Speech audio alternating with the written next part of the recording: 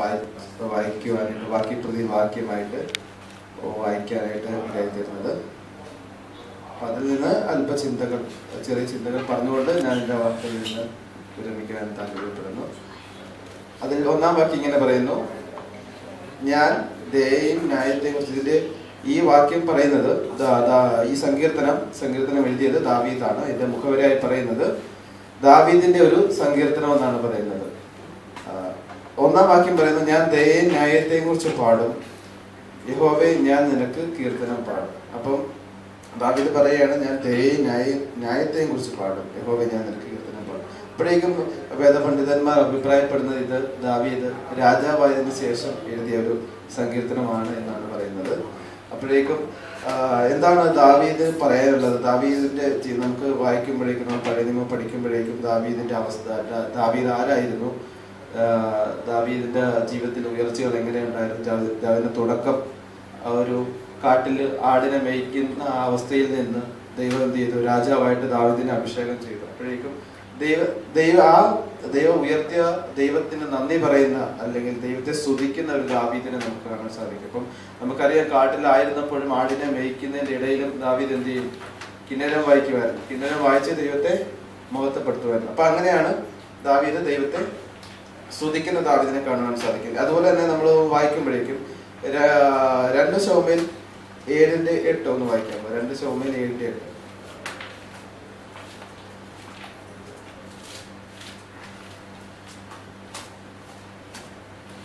ആകയാൽ നീ എൻ്റെ ദാസനായ ദാവീദിനോട് പറയേണ്ടത് എന്തെന്നാൽ, സൈന്യങ്ങളുടെ യഹോവ ഇപ്രകാരം അരുളി ചെയ്യുന്നു: എൻ്റെ ജനമായ ഇസ്രായേൽ മേൽ പ്രഭു ആയിരിക്കേണ്ടതിന് ഞാൻ നിന്നെ പുൽപ്പുറത്ത് നിന്ന് ആടുകളെ നോക്കി നടക്കുമ്പോൾ തന്നെ എടുത്തു. നീ സഞ്ചരിച്ചു വന്ന എല്ലായിടത്തും ഞാൻ നിന്നോടുകൂടെ ഇരുന്ന് നിന്റെ സകല ശത്രുക്കളെയും നിന്റെ മുമ്പിൽ നിന്ന് ഛേദിച്ച് കളഞ്ഞിരിക്കുന്നു. ഭൂമിയിലെ അപ്പൊ അവിടെ നിന്ന് വായിക്കുമ്പോഴേക്കും അതിൽ നിന്ന് മനസ്സിലാകുന്ന യഹോവയെ ദൈവം അരുളി ചെയ്യുന്ന എന്താണ്? പുൽപ്പുറത്ത് നിന്ന് ദാവീദിനെ അഭിഷേകം ചെയ്ത്, അല്ലെങ്കിൽ രാജകൊട്ടാരത്തിലേക്ക് കൊണ്ടുവന്ന ആരാണ്? ദൈവമാണ്. അല്ലെങ്കിൽ രാജപദവിയിലേക്ക് ദാവീദിനെ കൊണ്ടുവന്ന ദൈവമാണ്. അപ്പം ദാവീദിന് മനസ്സിലായി, ജീവിതത്തിൽ ദാവീദ് വ്യക്തമായി മനസ്സിലാക്കുന്നുണ്ട്, തന്റെ ജീവിതത്തിലെ ഉയർച്ചയ്ക്ക് കാരണം എന്താണ്? ദൈവത്തെ സ്തുതിച്ചുകൊണ്ടാണ്. അല്ലെങ്കിൽ ആയിരുന്ന അവസ്ഥയിൽ നിന്ന് ഈ രാജപദവിയിൽ ഇപ്പൊ ആയിരിക്കുന്ന അവസ്ഥയിലേക്ക് കൊണ്ടുവന്നത് എന്താണ്?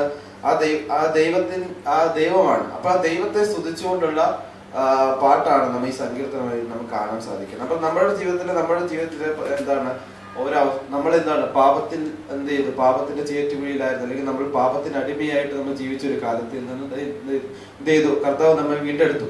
അപ്പോഴേക്കും നമുക്കും ദൈവത്തിനോട്, അല്ലെങ്കിൽ നിത്യനരകത്തിൽ അർഹിക്കപ്പെടുന്ന നമ്മളെ, അല്ലെങ്കിൽ നിത്യനരകത്തിൽ അകപ്പെട്ടു പോകാൻ നമ്മൾ ദൈവം വീണ്ടെടുത്തു. അപ്പൊ നമ്മൾ ദൈവസന്നിധി എന്ത് ചെയ്യണം? നന്ദിയുള്ളവരായിരിക്കണം. അതുപോലെ തന്നെ ഈ ഭാഗങ്ങൾ വായിക്കുമ്പോഴേക്കും ഞാൻ നിഷ്കളങ്ക മാർഗത്തിൽ ശ്രദ്ധ വെക്കും, എപ്പോൾ നീ എൻ്റെ അടുക്കൽ വരും, ഞാൻ എൻ്റെ വീട്ടിൽ നിഷ്കളങ്ക ഹൃദയത്തോടെ പെരുമാറും. അപ്പം നിഷ്കളങ്കതയെ കുറിച്ചാണ് പറയുന്നത്. അതുപോലെ എൻ്റെ 6-ാം വാക്യത്തിൽ പറയുന്നു: ദേശത്തിലെ വിശ്വസ്തന്മാർ എന്നോടുകൂടെ വസിക്കേണ്ടതിന് എൻ്റെ ദൃഷ്ടി അവരുടെ മേൽ ഇരിക്കുന്നു, നിഷ്കളങ്ക മാർഗത്തിൽ നടക്കുന്നവർ എന്നെ ശുശ്രൂഷിക്കും. അപ്പൊ എന്താണ് നിഷ്കളങ്കതയാണ് ദാവീദ് പറയുന്നത്. ഞാൻ നിഷ്കളങ്ക മാർഗത്തിൽ ശ്രദ്ധ വെക്കും. നമ്മുടെ ജീവിതത്തിൽ നിഷ്കളങ്കതയുണ്ടോ എന്ന് നമ്മൾ ചിന്തിക്കണം. അത് നമ്മൾ ബൈബിൾ വായിക്കുമ്പോഴേക്കും, അല്ലെങ്കിൽ ഇയ്യോബിനെ കുറിച്ച് പറയുന്നത്, ഇയ്യോബ് എന്ത് ചെയ്ത്? ആരായിരുന്നു? നിഷ്കളങ്കനും നേരുള്ളവനുമായിരുന്നു. അതുപോലെ തന്നെ നോഹ, നമുക്കറിയാം പഴയ നിയമ ചരിത്രങ്ങൾ അല്ലെങ്കിൽ പുതിയ നിയമത്തിലും എല്ലാം നിഷ്കളങ്കതയായിട്ടുള്ള ഒത്തിരി നദനയിലെ നോക്കിയിട്ട് ദൈവം എന്താണ് പറയുന്നത്? സാക്ഷാൽ ഇസ്രായേലിൽ കപടമില്ല. അപ്പോഴേക്കും നിഷ്കളങ്കത നമ്മുടെ ജീവിതത്തിൽ ഒരു ഉണ്ടെങ്കിൽ ദൈവം നമ്മളെ അനുഗ്രഹിക്കും. അതുപോലെ തന്നെ ഞാനൊരു നീച കാര്യം എൻ്റെ കണ്ണിന് മുമ്പിൽ വെക്കുകയില്ല, ക്രമം കെട്ടാത്ത പ്രവൃത്തി ഞാൻ വെറുക്കുന്നു, അത് എന്നോട് ചേർന്ന് പറ്റുകയില്ല. അപ്പോൾ എന്താണ്? ഞാനൊരു നീച കാര്യം എൻ്റെ കണ്ണിന് മുമ്പിൽ വെക്കുകയില്ല. അപ്പൊ ഒരു കണ്ണിനെ കുറിച്ചാണ് നമ്മൾ ഇതിനകത്ത് പ്രധാനമായിട്ട് പറയുന്നത്. എന്താണ്?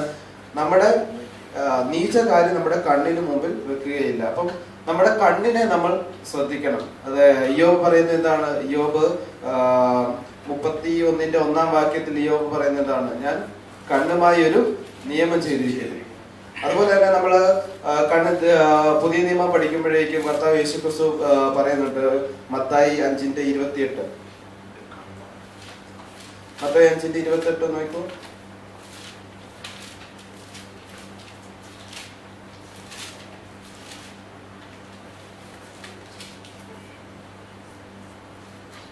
நான் உங்களுக்கு சொல்லுகிறேன், ஒரு ஸ்திரீயை இச்சையோடு ஒரு ஸ்திரீயை இச்சையோடு பார்க்கிற எவனும் தன் இருதயத்தில் அவளோட விபசாரம் ചെയ്യാതായി. അതന്നെ വായിച്ചത് കറക്റ്റാണ്. ഞാനോ നിങ്ങളോട് പറയുന്നത്, സ്ത്രീയെ മോഹിക്കേണ്ടതിന് അവളെ നോക്കുന്നവൻ എല്ലാം ഹൃദയം കൊണ്ട് അവളോട് വിചാരം ചെയ്തു.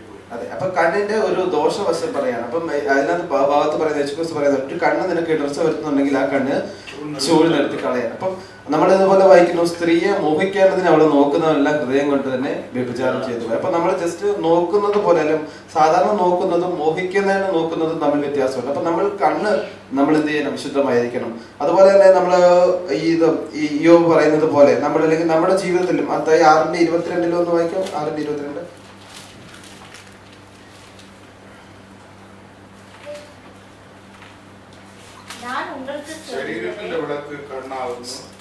ശരീരത്തിന്റെ വിളക്ക് കണ്ണാകുന്നു. അപ്പൊ കണ്ണിന്റെ പ്രത്യേകത നമ്മൾ തിരുവചനത്തിൽ വായിക്കുമ്പോഴേ ധാരാളം കാണാൻ സാധിക്കും. അപ്പൊ നമ്മുടെ കണ്ണ് എന്ത് ചെയ്യണം? വിശുദ്ധമുള്ളതായിരിക്കണം.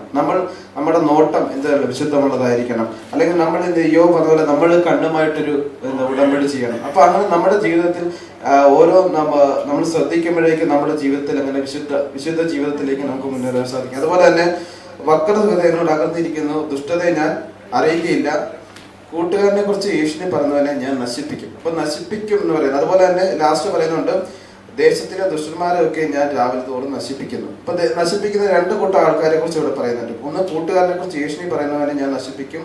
ഉന്നത ഭാവവും നിഗള ഹൃദയമുള്ളവനെ ഞാൻ സഹിക്കുകയില്ല. എന്താണ് ഉന്നത ഭാവവും നിഗള ഹൃദയം? നമ്മുടെ ജീവിതത്തിൽ നിഗളം വന്നു പോയാൽ എന്ത് സംഭവിക്കും?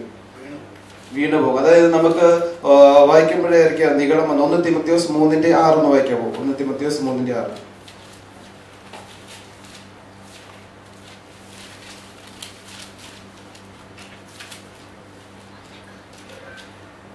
നിഗളിച്ചിട്ട് പിശാചിന് വന്ന ശിക്ഷാവിധി അകപ്പെടാതിരിപ്പാൻ പുതിയ ശിഷ്യനും അരുത്. മതി. നിഗളിച്ചിട്ട് പിശാചിന് വന്ന ശിക്ഷാവിധിയിൽ അകപ്പെടാതിരിപ്പാൻ പുതിയ ശിഷ്യനും അരുത്. അപ്പം നിഗളിച്ചിട്ട് പിശാചിന് വന്ന ശിക്ഷാവധി. എന്താണ് നിഗളിച്ചിട്ട് പിശാചിന് വന്ന ശിക്ഷാവധി? നമുക്കറിയാം, നമ്മൾ വായിക്കുമ്പോഴേക്കും അറിയാം. എന്തായാലും ദൈവം സൃഷ്ടിച്ച ദൈവത്തിന്റെ ദൂതനായിരുന്ന ലൂസിഫർ. അതായത് നമ്മൾ വായിക്കുമ്പോഴേ യെശയ്യാവ് 14:12 ഒന്ന് വായിക്കാം. യെശയ്യാവ് 14:12.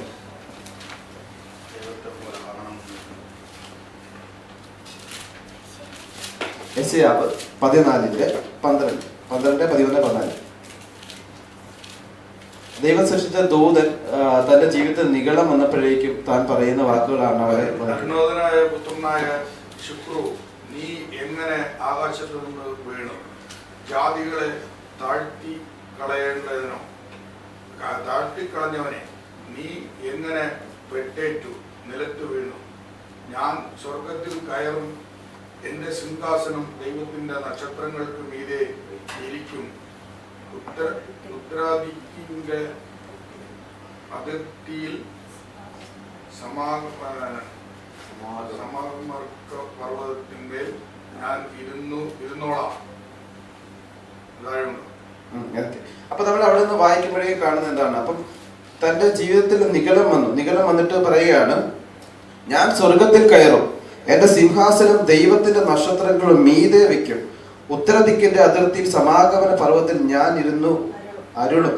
ഞാൻ മേഘോന്നതകൾക്ക് മീതെ കയറും, ഞാൻ അത്യുന്നതനോട് സമനാകും എന്നല്ലോ നീ ഹൃദയത്തിൽ പറഞ്ഞത്. അപ്പം ഹൃദയത്തിൽ പറഞ്ഞ ഹൃദയവിചാരം ദൈവം അറിഞ്ഞിട്ട് ഹൃദയത്തിൽ നിഗളം വന്നപ്പോഴേ ദൈവം എന്ത് ചെയ്തു? വെട്ടി താഴെ ഇട്ടു. അതിനകത്ത് വായിക്കുമ്പോഴേ കാണാൻ സാധിക്കും. അങ്ങനെ ഭൂമി അശുദ്ധമായി. അപ്പോഴേക്കും നിഗളിച്ചിട്ട് വന്ന ശിക്ഷ, അല്ലെങ്കിൽ പിശാചിന് വന്ന, അല്ലെങ്കിൽ ദൈവത്തിന്റെ ദൂതനായിരുന്നു. നമുക്കറിയാം,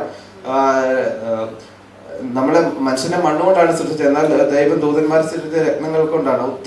മനുഷ്യനെക്കാട്ട് ഒത്തിരി സവിശേഷതകളായിട്ട് സൃഷ്ടിച്ചതാണ്. പക്ഷെ ജീവിതത്തിൽ അല്ലെങ്കിൽ മനസ്സിൽ അല്ലെങ്കിൽ ചിന്ത വന്നപ്പോഴേക്കും, നിഗളഭാവം വന്നപ്പോഴേക്കും എന്ത് ചെയ്തു? നാശത്തിലേക്ക് ആകുവാനിടയായി തീർന്നു. അപ്പൊ നമ്മുടെ ജീവിതത്തിലും നിഗളം വന്നിട്ടുണ്ടെങ്കിൽ, നമ്മുടെ ചിന്താഗതിയിൽ അല്ലെങ്കിൽ നമ്മുടെ എന്തെങ്കിലും കഴിവ്, അല്ലെങ്കിൽ നമുക്ക് പാടാനുണ്ട്, അല്ലെങ്കിൽ പ്രസംഗിക്കാൻ കഴിവുണ്ട് എന്നുള്ളൊരു ചിന്ത, അല്ലെങ്കിൽ നമുക്ക് നമ്മളെപ്പോലെ വേറെ ആരും ഇല്ല, നമുക്ക് കുറെ കഴിവുണ്ടെന്നുള്ള ചിന്ത നമ്മുടെ ഉള്ളിൽ വന്നാൽ, ഒരു നിഗളഭാവം നമ്മുടെ ഉള്ളിൽ വന്നാൽ അവിടെ നമ്മുടെ പരാജയത്തിന്റെ ആരംഭമാണ്. അപ്പൊ നമ്മൾ എന്ത് ചെയ്യണം? ആ നിഗളഭാവം വരാതെ ദൈവത്തോട് പ്രാർത്ഥിച്ചിരുന്നാൽ, അല്ലെങ്കിൽ ദൈവകൃപയിൽ നമ്മൾ താഴ്ന്നിരിക്കുകയാണെങ്കിൽ ദൈവം നമ്മളെ അനുഗ്രഹിക്കുവാൻ ഇടയായിത്തീരും. അതുപോലെ തന്നെ വഞ്ചന ചെയ്യുന്നവന്റെ വീട്ടിൽ വസിക്കുകയില്ല, ഫോഷ്ക്ക് പറയുന്നതിന്റെ മുമ്പിൽ ഉറച്ചു നിൽക്കുകയില്ല. യഹോവയുടെ നഗരത്തിൽ നിന്നും സകല ദുഷ്പ്രവൃത്തിക്കാരെ ഛേദിച്ചു കളയുന്ന ദേശത്തിലെ ദുഷ്പ്രവൃത്തിക്കാരെയൊക്കെ ഞാൻ രാവിലെ തോറും നശിപ്പിക്കും. അപ്പോൾ അങ്ങനെ ഇത് തുടർച്ചയായിട്ട് വായിക്കുന്നത് അല്ലെങ്കിൽ നമ്മൾ വായിക്കുമ്പോഴേക്കും നമ്മുടെ ജീവിതത്തിൽ നമ്മൾ മനസ്സിലാക്കാൻ ഒത്തിരി കാര്യങ്ങൾ, ഒന്ന് നിഷ്കളങ്കമാർ അല്ലെങ്കിൽ നമ്മുടെ ജീവിതത്തിൽ എങ്ങനെ നിഷ്കളങ്കത വരണം, അല്ലെങ്കിൽ ദാവീദിന്റെ ജീവിതത്തിൽ നമ്മൾ പഠിക്കുമ്പോഴേക്കും നമുക്ക് മനസ്സിലാക്കാം നിഷ്കളങ്ക മാർഗത്തിൽ, അതായത് നിഷ്കളങ്കത എന്നൊക്കെ പറഞ്ഞാൽ ഞാൻ എൻ്റെ വീട്ടിൽ നിഷ്കളങ്ക ഹൃദയത്തോടെ പെരുമാറും. നമ്മുടെ ജീവിതത്തിൽ നമ്മുടെ വീട്ടിൽ നമ്മളെ നിഷ്കളങ്ക ഹൃദയം എവിടെയായാലും ചർച്ച വന്നാലും നിഷ്കളങ്കത ആയിരിക്കണം, വീട്ടിലായിരിക്കുമ്പോഴും പുറത്തായിരിക്കുമ്പോഴും എല്ലായ്പ്പോഴും നിഷ്കളങ്ക ഹൃദയമുള്ളവരായിരിക്കണം. ഞാൻ ഒരിക്കലും ഒരു പ്രസംഗം ഒരു കഥ ഇങ്ങനെ കേട്ടോളൂ. ഒരു പാസ്റ്റർ ഇങ്ങനെ പ്രസംഗിച്ചുകൊണ്ടിരുന്നപ്പോഴേക്കും നിഷ്കളങ്കതയെ കുറിച്ച് നല്ലപോലെ പ്രസംഗിച്ചുകൊണ്ടിരുന്നപ്പോഴേക്കും പാസ്റ്ററിന്റെ വൈഫ് എന്ത് ചെയ്തു, പായും തലകണയൊക്കെ ചർച്ചിലോട്ട് കൊണ്ടുവന്നു. കാരണം എന്താണ്, പാസ്റ്റർ സഭയിൽ പ്രസംഗിക്കുമ്പോൾ ഭയങ്കര നിഷ്കളങ്കത, അപ്പൊ ഇവിടെ തന്നെ കിടക്കുവാണെങ്കിൽ ഭയങ്കര നിഷ്കളങ്കതയായിരിക്കും, വീട്ടിലോട്ട് എന്നാൽ ആ നിഷ്കളങ്കത ഇല്ല.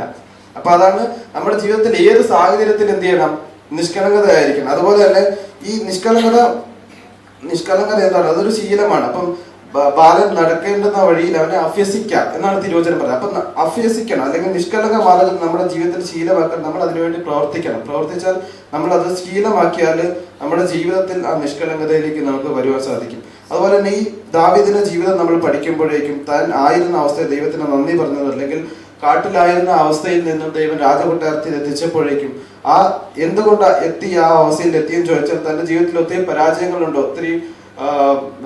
ഒത്തിരി പ്രശ്നങ്ങളുണ്ട്. എന്നാലും ദൈവം പറഞ്ഞത് എന്റെ ഹൃദയപ്രകാരമുള്ള മനുഷ്യൻ എന്നാണ് ദാവീദിനെ കുറിച്ച് പറഞ്ഞത്. എന്തുകൊണ്ടാണ് പറഞ്ഞത്, ദാവീദ് തെറ്റുകൾ വന്നപ്പോഴേക്കും അത് ഏറ്റു പറയാൻ ഉള്ളൊരു മനസ്സ് ദാവീദിനുണ്ടായിരുന്നു. ദാവീദ് നമ്മളെപ്പോലെ തന്നെ അല്ലെങ്കിൽ എല്ലാവരെ പോലെ തന്നെ ഒത്തിരി തെറ്റ് ചെയ്തവരാണ്.